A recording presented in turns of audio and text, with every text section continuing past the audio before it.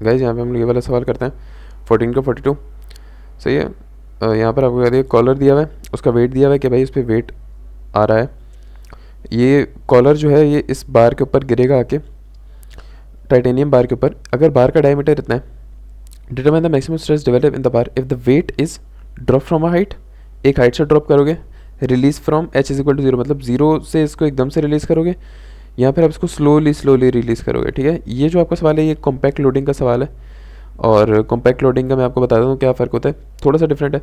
ये जो फार्मूला है प्रेशर, ये कॉम्पैक्ट प्रेशर है, कॉम्पैक्ट लोडिंग का प्रेशर है। ये फार्मूला आपको रट्टा मारना है, या फिर अगर टेबल में गिवन है तो पीछे अगर देख लेना, अगर गिवन है ना तो उस पर याद नहीं करना। ये तभी होता है जब कोई भी कॉम्पैक्ट होती है, जब एकदम से किसी चीज़ को फेंकोगे, जब इम्पैक्ट पड़ता है, ये इम्पैक्ट लोडिंग होती है, सॉरी कॉम्पैक्ट कह रहा हूँ, इम्पैक्ट लोडिंग होती है।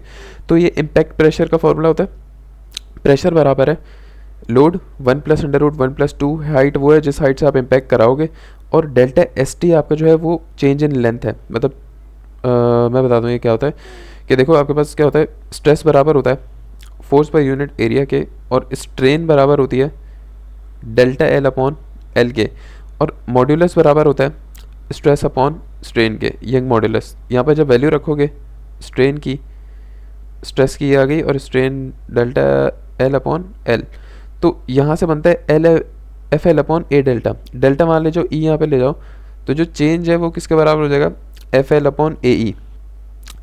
यहाँ से ये फार्मूला जनरेट होता है, एफ की जगह हमने डब्ल्यू रखा हुआ है। ठीक है, तो जब भी आपको डेल्टा निकालना है ना इस फॉर्मूले के लिए, तो वो आप यहाँ से निकालोगे। आपको सारी चीज़ें पता है। यहाँ पर सबसे पहला केस देखेंगे। पहले केस में उन लोगों ने बोला है कि आपका जो इम्पैक्ट हो रहा है वो हाइट 1 से गिरा रहे हैं। लोड आपके पास 50 है, आपको पता है।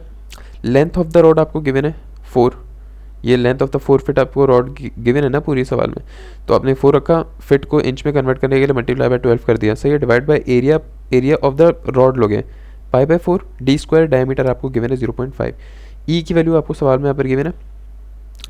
ठीक है, इसको अपने 10 मल्टीप्लाई बाय 10 की पावर 3 है ना, के एस आई है, के एस आई होते हैं किलो स्क्वायर इंच, आपने इसको रखने पास्कल स्क्वायर इंच पे, ये किलो पास्कल हुआ है, तो पास्कल पे जब करोगे तो 10 की पावर 6 हो जाएगा यहाँ पर। ठीक है, यहाँ से आपके पास जो चेंज है वो आ जाएगा इंच में प्रॉपर। तो अब यहाँ पर आप इम्पैक्ट लोडिंग अपने पार्ट ए के लिए इम्पैक्ट लोडिंग लगाओगे। लोड रखा आपने 1+2, हाइट आपने रख दी 1, क्योंकि हाइट इन लोगों ने 1 फिट बताई है। यहाँ पर फिट को इंच में करोगे 1/12 डिवाइड बाय डेल्टा रख दोगे। यहाँ से जो भी वैल्यू आएगी ये आपकी पावर मैक्स होगी इम्पैक्ट की, कि इतनी पावर लगेगी। अब हम बताए स्ट्रेस बराबर होता है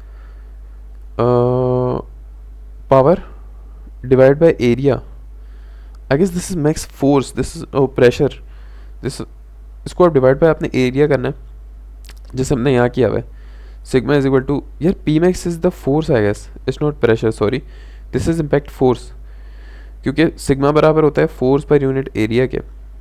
ठीक है, अब यहाँ पे जब आप सिग्मा मैक्स निकालोगे तो वो आ जाएगी फोर्स मैक्स अपॉन एरिया। तो फोर्स मैक्स आपने यहाँ पे निकाल लिया, पी मैक्स फोर्स है, तो मैक्सिमम फोर्स है आपकी, तो यहाँ पर आपके पास फोर्स आ गई।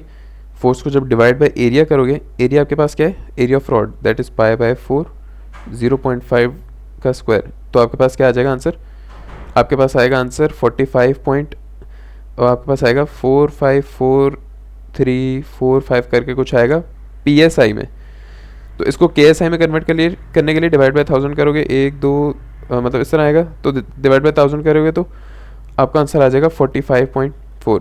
तो ये आपके पास सिग्मा आ गया। ठीक है, ये बस KSI को PSI को KSI में कन्वर्ट किया है, तो आपका आंसर 45 आ रहा है। तो ये जो आपका आंसर है ये लेस देन सिग्मा वाई है। सिग्मा में आपको सवाल में पहले से गिवन है 60 किलो पास्कल स्क्वायर इंच, मतलब 60,000 पास्कल स्क्वायर इंच। तो ये आपका यील्ड स्ट्रेंथ है। अगर 60 से ज़्यादा कहीं भी सिग्मा मैक्स आ गई आपकी, तो इसका मतलब ये प्लास्टिक डिफॉर्मेशन कर जाएगा, इसलिए हम कंपेयर कर रहे हैं। तो आपको यील्ड स्ट्रेंथ गिवन है 60। इसी तरह पॉइंट बी पर आपको जो हाइट है वो हाइट आपकी कहाँ से रिलीज हुई है, 0 से। जब हाइट आपकी 0 से रिलीज होती है तो आपको जो पी मैक्स का फॉर्मूला है वो पता है किसके बराबर होता है, वो जाता है 2 × लोड के। देख लो यहाँ पर ये फॉर्मूला आपने लिखा, यहाँ पे आपने हर चीज़ लगाई, हाइट पे आपने 0 रखा, जब इसको 0 रखोगे तो ये √1 बनेगा।